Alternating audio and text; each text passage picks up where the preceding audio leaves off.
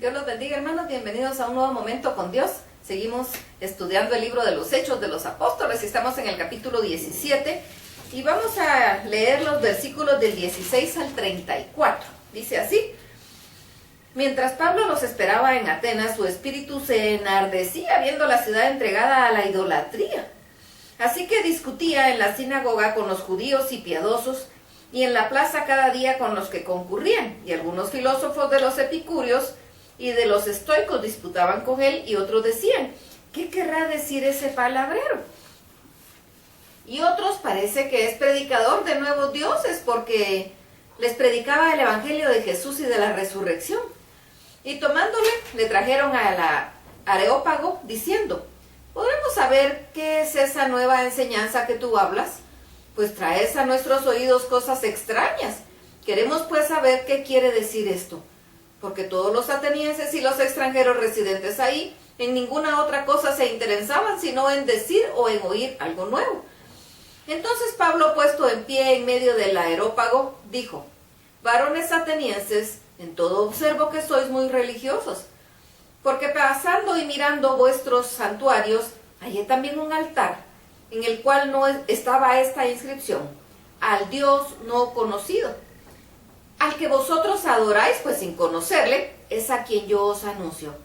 El Dios que hizo el mundo y todas las cosas que en él hay, siendo Señor del cielo y de la tierra, no habita en templos hechos por manos humanas, ni es honrado por manos de hombres como si necesitase de algo, pues Él es quien nos da a todos vida y aliento y todas las cosas. Y de una sangre ha hecho todo el linaje de los hombres, para que habiten sobre la faz de la tierra, y les ha prefijado el orden de los tiempos y los límites de su habitación, para que busquen a Dios, si en alguna manera palpando puedan hallarle, aunque ciertamente no está lejos de cada uno de nosotros, porque en Él vivimos y nos movemos y somos, como algunos de nuestros propios poetas también han dicho, porque linaje suyo somos.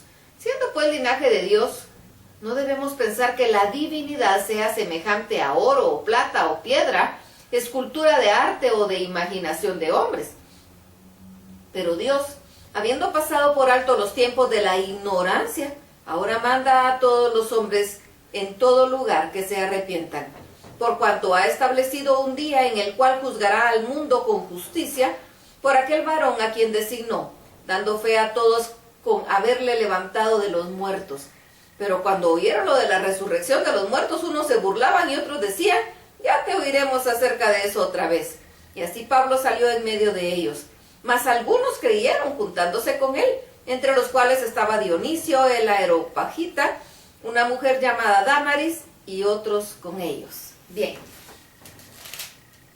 Está Pablo en Atenas, y pues bueno, él no sabía hacer otra cosa más que predicar el evangelio. A eso había sido llamado, y eso era lo que él hacía. Llega a Atenas, un lugar pues como muy culto, podríamos decir. Había un lugar de griegos, y los griegos estaban como sedientos de conocimiento, y nos dice aquí la palabra que ellos siempre andaban buscando saber si había algo nuevo. Y entonces cuando lo escuchaban hablar a él, decían, lo llevaron para que les hablara a todos. ¿Qué era todo eso que él estaba hablando? Nos dice al principio que Pablo se había sentido terrible al ver tanta idolatría.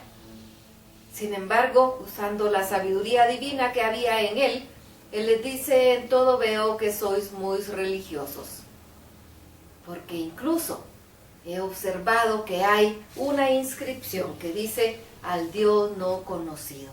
Tenían sus imágenes para las deidades, de todos sus dioses que ellos tenían, pero por aquello que se les hubiera escapado alguno, dejaron uno que decía: el Dios no conocido. Y él les dice: de él es del que les vengo a hablar, el creador de todo cuanto existe, en quien somos, por quien existimos, quien nos da el conocimiento, quien nos da la sabiduría, quien nos da todo, nos da el sustento. De él les vengo a hablar. El que no necesita vivir o habitar en templos hechos de manos de hombres, y tampoco necesita esculturas ni de madera, ni de oro, ni de plata, ni de piedra. Porque el templo del Espíritu Santo es nuestro corazón. No necesita ninguna representación de ningún tipo, porque Dios conoce lo vacilante del corazón humano. Si tenemos una imagen, terminamos adorando la imagen, cuando el único digno de toda honra, gloria y alabanza es Dios. Solo Él. Y Pablo aprovecha y le dice, de Él es de quien le vengo a hablar. Y todos empezaron a ponerle atención, porque la palabra, aquí nos dice la palabra que ellos estaban siempre deseando conocer algo nuevo. Le ponen atención, pero cuando él habla acerca de la muerte y resurrección de Jesucristo, entonces se empiezan a burlar, porque dice, este está hablando de algo que no es posible. Y por eso nos dice aquí que algunos le dijeron, está bien, ahí te vamos a escuchar después. No lo quisieron recibir, porque para el ser humano es imposible. Y no es porque no sea racional, simplemente la razón nuestra pues no alcanza a comprender la grandeza de Dios, porque nuestra mente es finita y la de Dios es infinita. Dios es racional, por eso nos hizo racionales. Pero hay una parte en la que ya no logramos entender, y de ahí para Dios se llama fe. Le creo aunque no entienda, confío en Él aunque no entienda. Le creo porque no estoy confiando en mis capacidades, sino en las de Él. Y eso es lo maravilloso, lo glorioso. Dios es bueno. Dios es bueno. Sin embargo, nos dice que sí hubo algunos que creyeron. Y nos da el nombre de Dionisio, de Dámaris, y dice, y otros con ellos se convirtieron. Algunas veces nosotros podemos tener pues algún celo como el que tuvo Pablo aquí, y se nos enojó al ver tanta idolatría, pero tuvo sabiduría para hablar. No empezó tirando todas sus imágenes. Eso se encarga cada quien, cuando se da cuenta que no necesita de eso para adorar al Dios vivo que mora en nosotros, que nosotros somos templo del Espíritu Santo.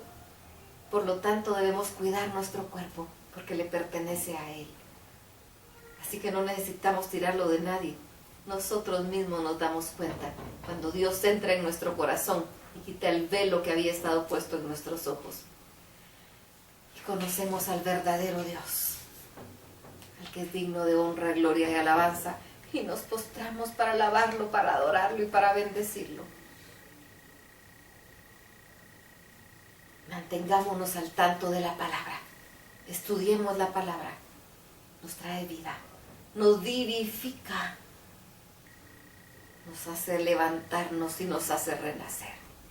Alabemos y glorifiquemos, bendigamos a Dios con todo nuestro ser y pidámosle que nos dé sabiduría para cuando nos tengamos que enfrentar a dar su palabra, no sea con palabras ofensivas, sino que sea con sabiduría de lo alto.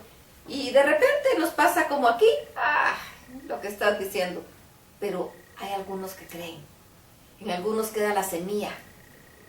Nosotros sigamos cumpliendo nuestra misión, porque a eso fuimos llamados.